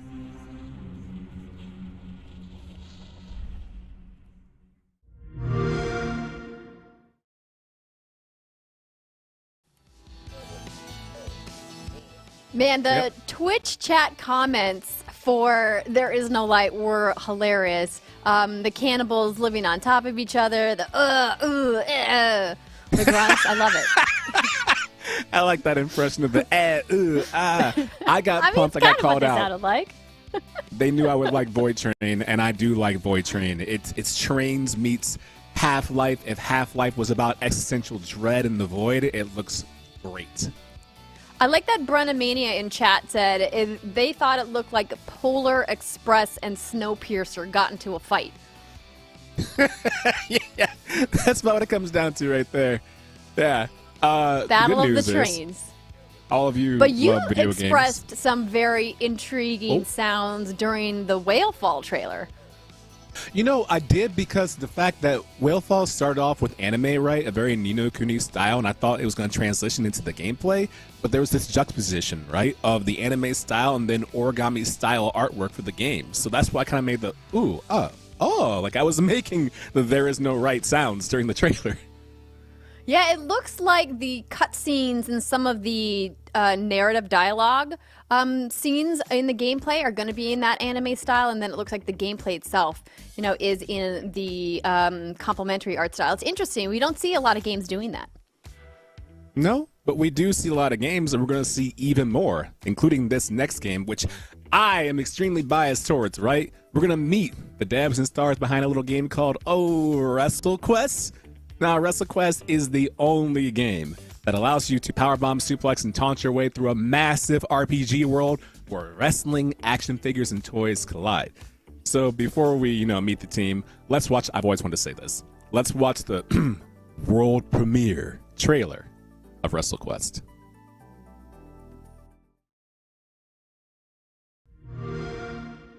And now, introducing the next great legend of wrestling. From humble beginnings to the electrifying figure, taking the world by storm. Bravely embarking on an epic quest. From parts unknown, the journeyman traveling the world to take on the very best. He's here and ready to make his mark on history. Facing legendary challenges. The biggest name in town. The man who draws a crowd wherever he goes. The rising star that everyone wants to know. An unstoppable, insurmountable, high-flying behemoth in the ring. Unbelievable! He's bringing out moves we've never seen before. Wow! Can you believe it? 1, 2, 3. Oh, yeah. Grab your tights. It's time for WrestleQuest.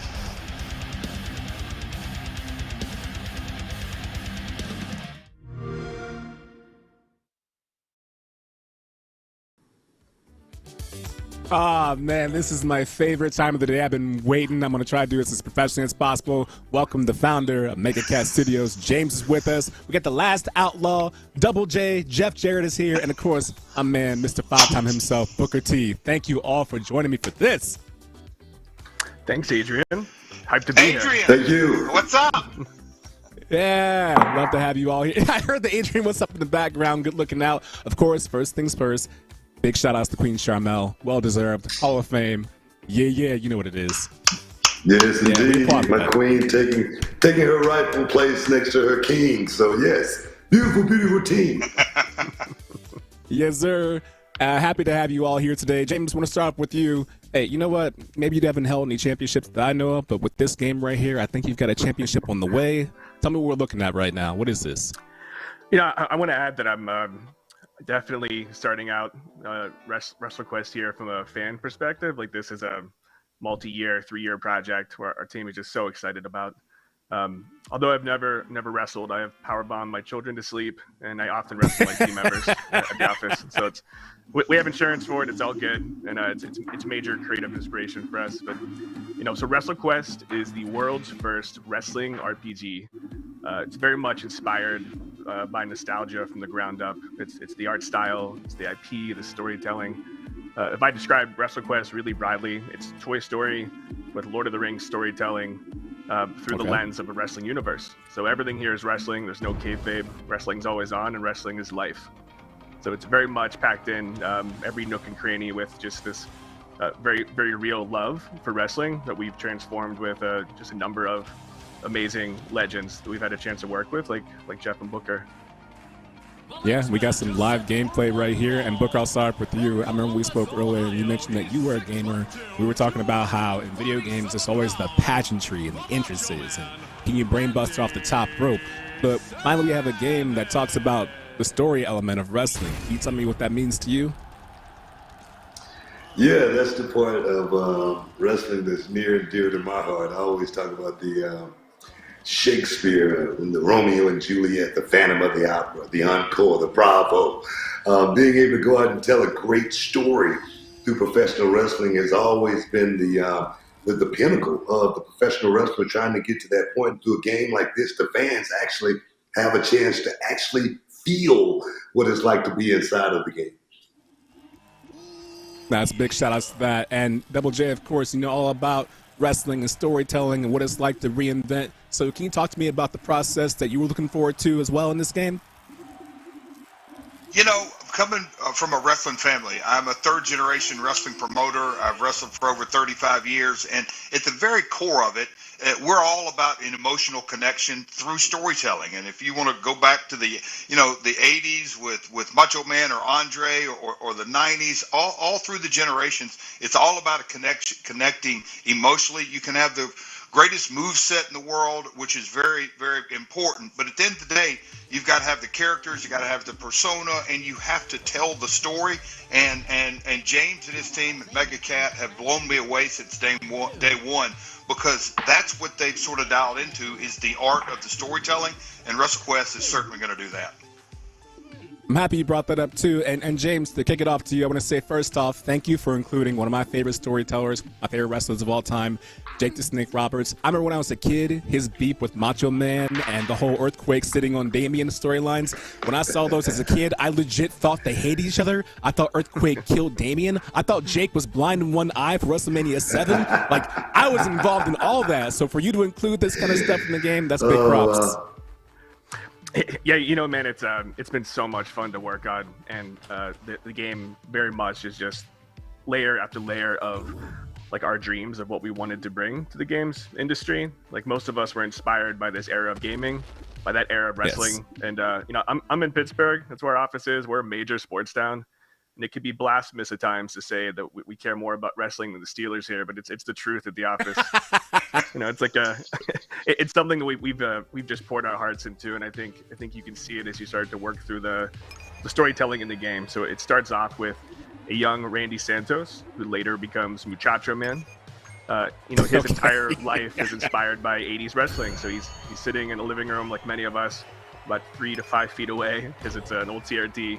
And he just glued in, and that eventually is what inspires him to follow in the footsteps of these heroes through indie promotions and trying and pushing, and all the character development of, you know, getting found, putting your reps in, tapping into the kind of tribalism and mentorship of like senior wrestlers pulling you under their wing, and working through the character development through trials and tribulations of making a name in a world that's full of other people, you know, competing at the highest level.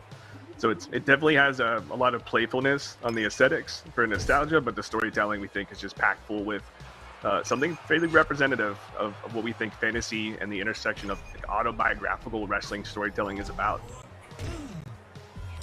You're looking out for that.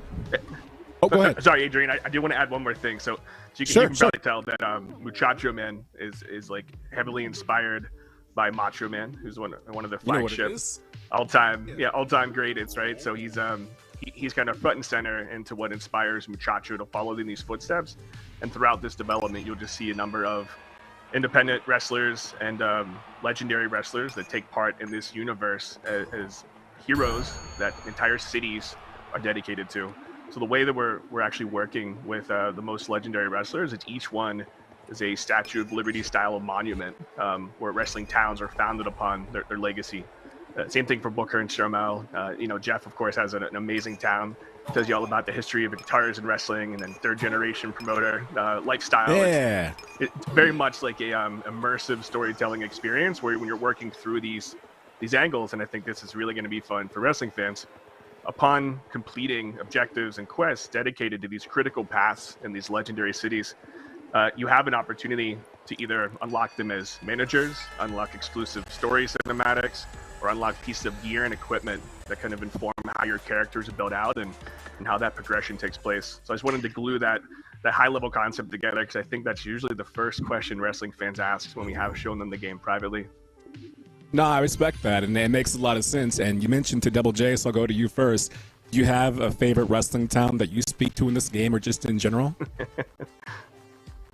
You know what? Here's the thing that I was just sitting here thinking. I'm watching the chat come in. Adrian, this is all kind of new to me. This whole it's really cool. But the thing that has attracted me to the entire WrestleQuest, no matter what town it may be, is and Booker probably can relate to this, whether it's an action figure or a video game or whatever it may be through the years, authenticity is it for me. It's at the very, very top of my list on getting engaged with it, and that's what WrestleQuest is. James just went over point after point after point of just how immersive the experience is, and so that is at the very top of the list for me. Is no matter what town, and look, me and Booker both have podcasts, and you'll see a little buzz in there of Conrad Thompson, my partner. But whether it's a podcast or in-ring wrestling match, you have to connect emotionally, and it has to be authentic, or it doesn't resonate, and that's what WrestleQuest does. It really resonates with the audience. And Book, on that note, it's got to feel good, too, to know that long after everyone stops wrestling, there's always the legacy that carries on in-game. The ability to go back and recreate moments, to create your own storyline. So it's got to be impactful for you to see that, right? Of course. I mean, you guys couldn't have hit the nail on the head better with someone like Savage. Savage, Steamboat, WrestleMania 3. Not just WrestleMania 3 in that match, but the leading up to that match. Where Steamboat got the larynx crush. Yeah. To be able to create your own stories and relive that story. I think for me, that's what I get out of this more than anything is there again, the storytelling, which I think is the base of professional wrestling. I 100% agree with that. Like I was saying, as a fan growing up, and James, I'm happy you're taking the story element into a game like this. Look, I love grappling. I love creating my own interest, my own character. But I fell in love with everything. I remember, again, WrestleMania 7, seeing Macho Man do the elbow drop like 5 times. Warrior gets up, speaks to the heavens, wins. I'm thinking, oh my God, my heart's broken. And then he reunites with Sherry. Like, to me, I saw people in the audience crying. My mom was crying. I didn't even understand love. Look at you, man. I love wrestling, man. I didn't even understand love, and I was crying. I'm like, I'm emotional. I don't know why. So, James, how do you put that into a game like this? How do you capture all that? Yeah. Yeah, first I just want to jump in and say that 30% of our time working on WrestleQuest is crying, and the other 30% is just marking out because it's like I can. As I'm sitting on our group introduction to WrestleQuest, and we're so excited to premiere it. Getting excited whenever I hear Booker and Jeff talking about the game we made. Like it's just truly a dream come true for the studio, and it just packs full of every little piece of what we love about wrestling.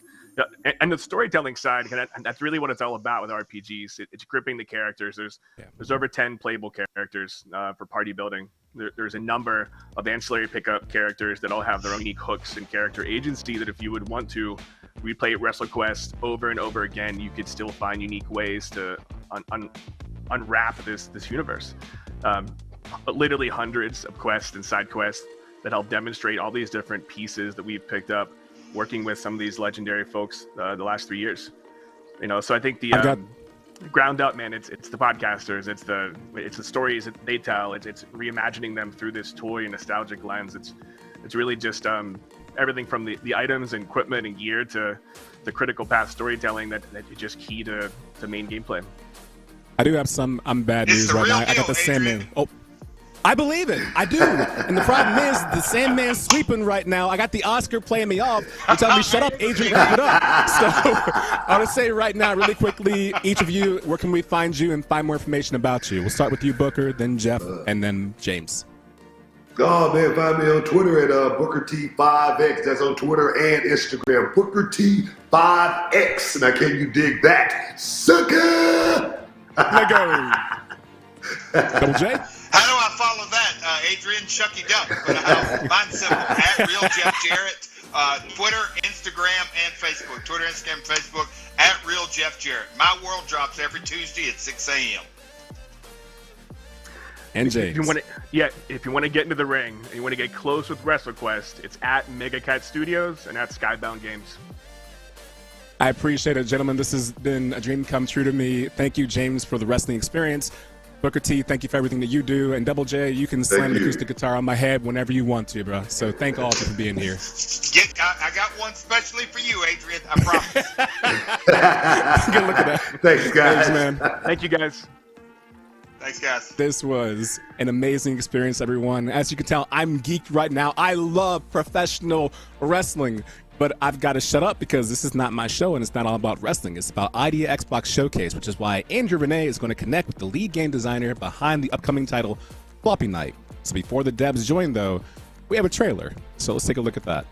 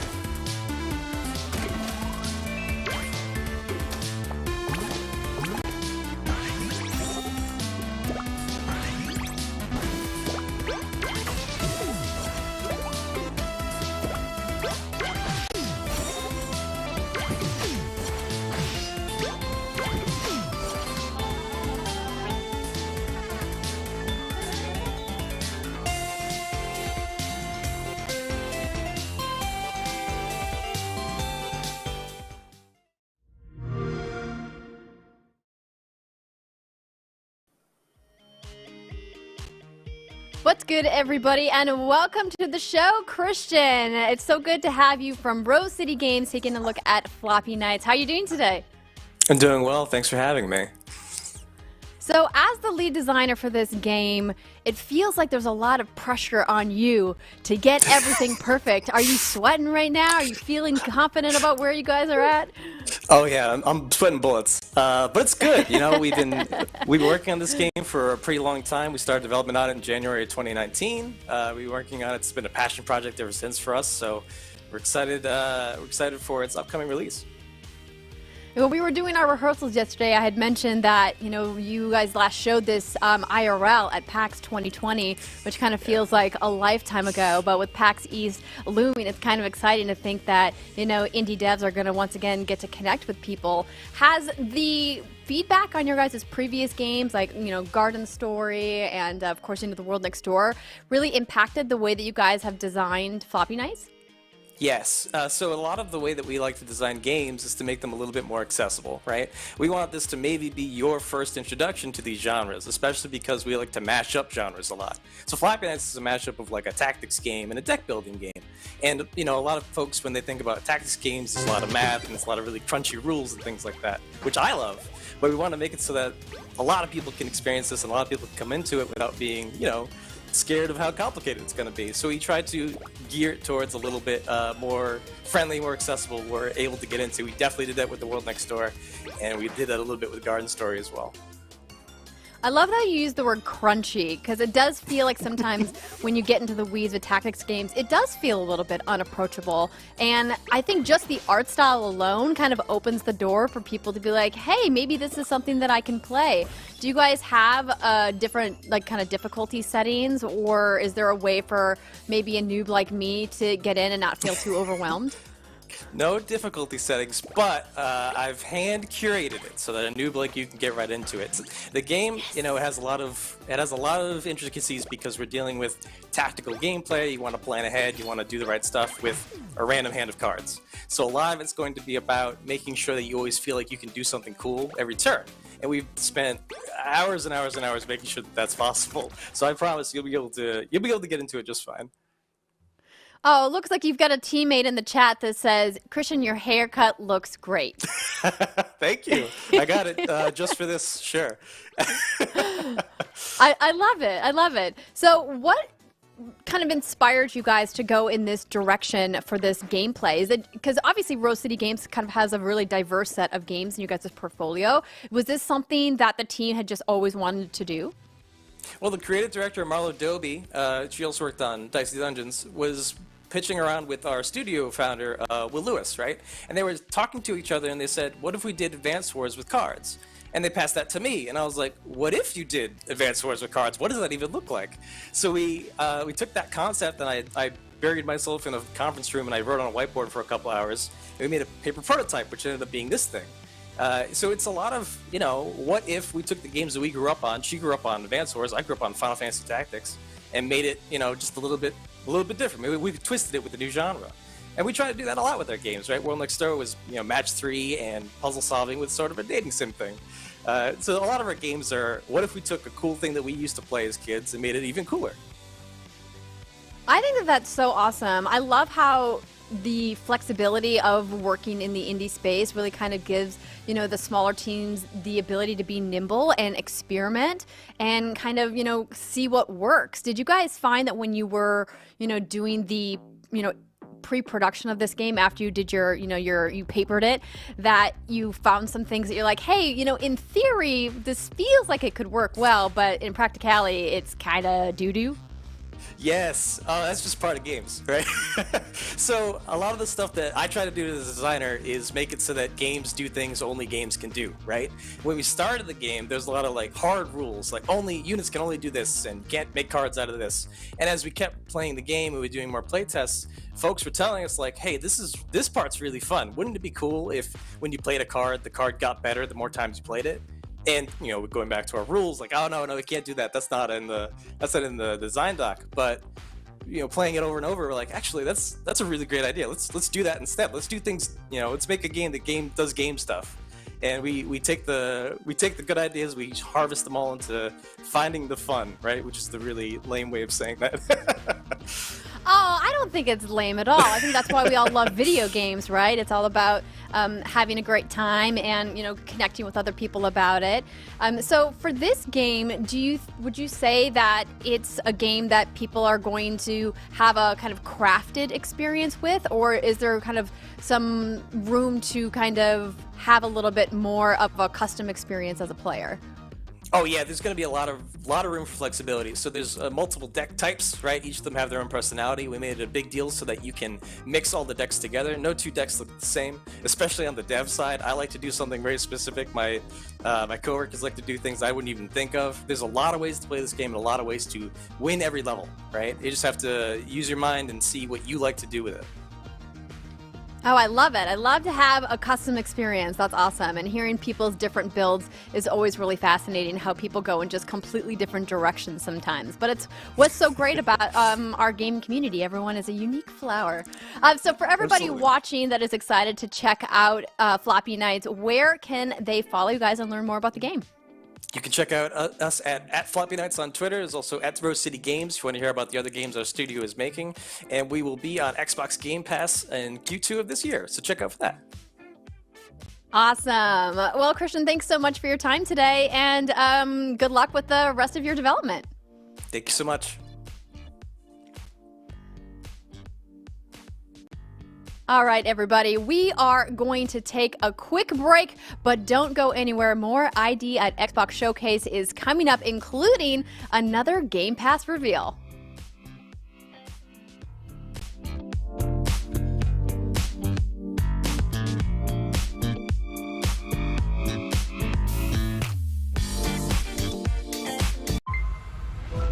Upload. We have one extremely difficult Karen. Let me speak to a manager. What seems to be the problem? You're a moron. Uploading should be accessible for everyone. We need to hold the greedy, powerful people accountable. You can listen in on any upload. Oh my God, look at her. She's so beautiful.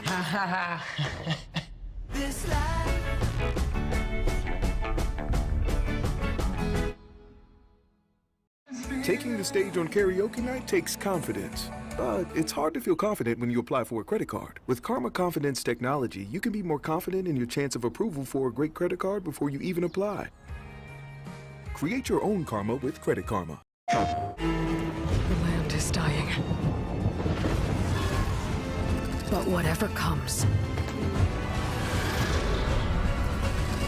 I will be ready. PlayStation.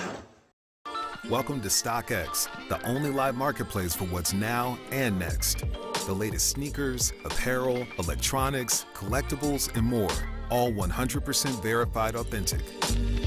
With StockX, you have the power to shop millions of hard-to-find or sold-out products, all at their true market value. Because everyone deserves the opportunity to get what they want. StockX, access the now. Start shopping at StockX.com.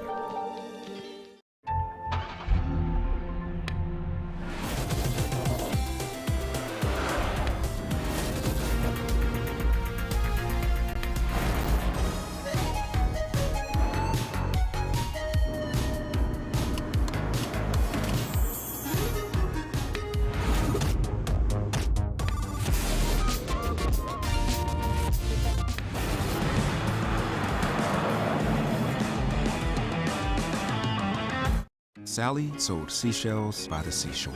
So she set up a store on Squarespace and soon sold swanky seashell accessories, savory seaside snacks, and even seashell excursions of the seashore. Sally's seashells were so successful, she sailed into the setting sun as a seashell celebrity.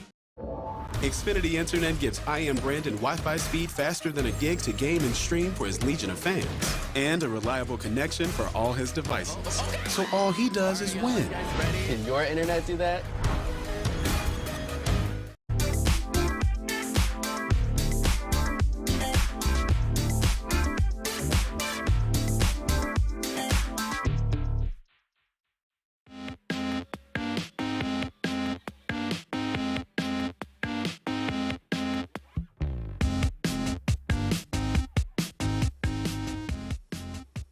Welcome back to the ID at Xbox Showcase. I'm half Okadrian, half caffeine, joined by the GOAT, Andrea, and our showcase is almost over, but we've still got a few more surprises left. Oh, yes. Keep the caffeine going. I love the energy. I love the segment that you did on WrestleQuest. That was super fun. We've had a wonderful show here today, but we still have a few more surprises, as Okadrian said, and we are excited to reveal this one. Here are a few more games coming to Xbox Game Pass. Take a look.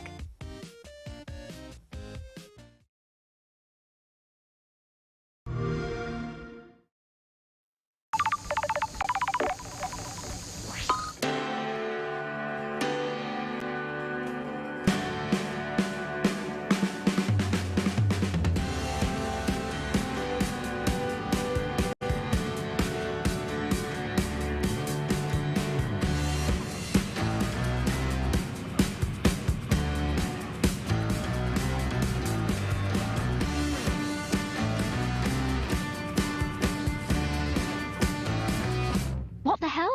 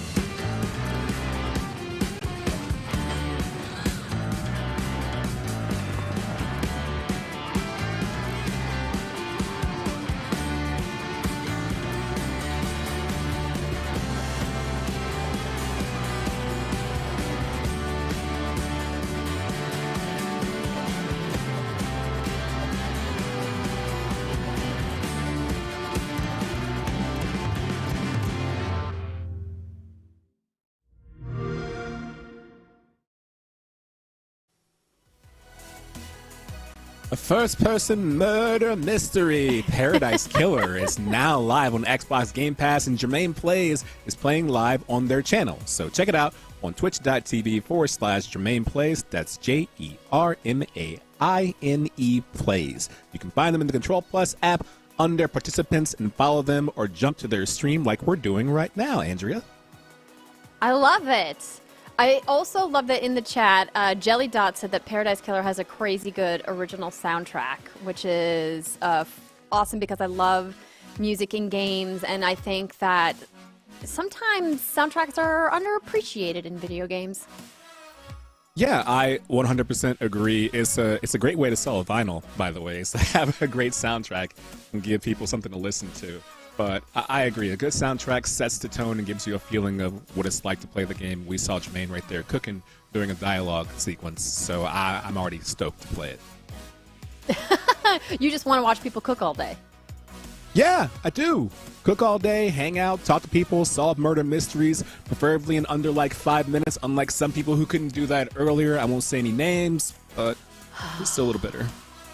You know, it's okay. Hopefully you'll be able to get over it with the fact that Paradise Killer is out now, live on Xbox Game Pass. So for everybody who has been dropping all of the love for Paradise Killer in chat, you can now play it on Xbox Game Pass starting right now.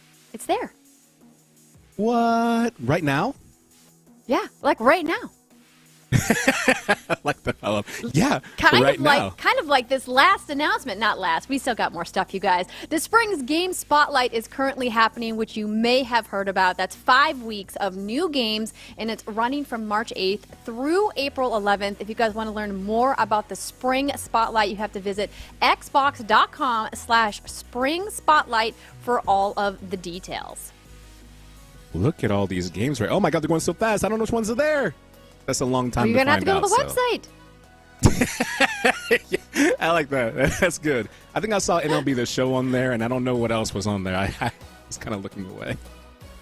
It's a great time to kind of catch up on games that maybe you didn't get a chance to play, which I know is a reason why a lot of us love Game Pass. Is this really convenient way to kind of check box some of the stuff that's been in our pile of shame, which admittedly for me has been growing to an embarrassing amount.